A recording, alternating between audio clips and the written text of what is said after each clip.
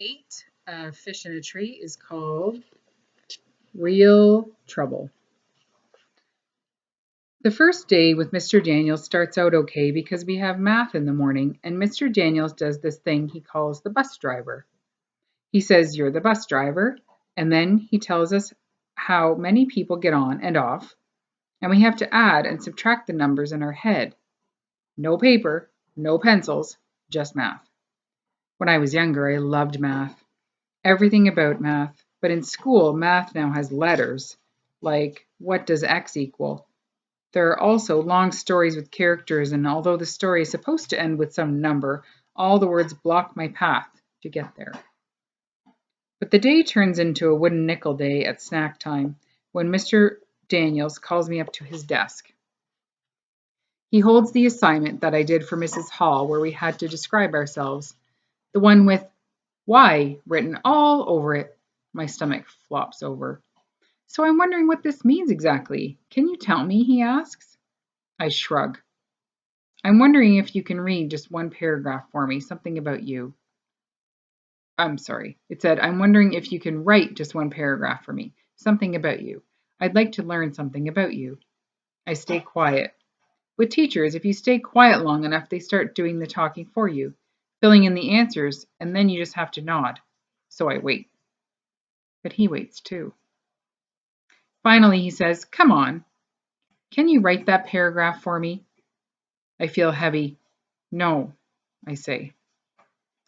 He doesn't want to know about the real me. It'll be like people in scary movies who think they want to know what's in the basement. But when they find out, they're always sorry. "Allie, did you say no?" he asks, without being mad. I turn myself to stone. He takes a deep breath and leans forward. "So, is it writing you don't like?" I think about saying no, except it could cause me trouble later, like the chess games in Grandpa's Alice in Wonderland book. You have to be super sure before you make a final move. But I figure Mr. Daniels probably already knows this about me, so I nod. "What do you like then?" "Buffalo wings," I say. He laughs a little. "What do you like about school?" "Leaving." He waits for me to say more. "I like math and art. I like to draw." "Oh, well, that's cool. Do you draw a lot?" "Yeah." "So, do you find the writing difficult, or do you just not like it?" "It's easy," I lie. "It's just boring." "Well, maybe you can do some things to make it less boring for you, to excite you about writing. It's a great way to explore, be creative, ask questions." I point at my paper. I asked lots of questions there. "Yes," he laughs. "I guess you did."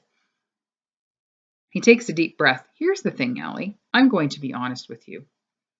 I've talked with both Mrs. Hall and Mrs. Silver. I know that you have spent a lot of time in the office in the past. You're good at getting sent to the office, but you can be too good at the wrong things." Uh-oh. "I just want you to know that I'm going to try really hard not to send you to the office. If we have something to deal with, you and I will deal with it together." He winks. "What happens in room 206 stays in room 206. "What?"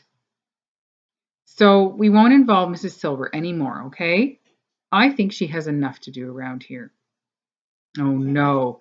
Did he just take away my get out of jail free card? "Also," he says, moving his head to look at me in the eye, "I'm on your side, okay? I want to help you." So he wants to help me, huh? He has no idea what he's in for.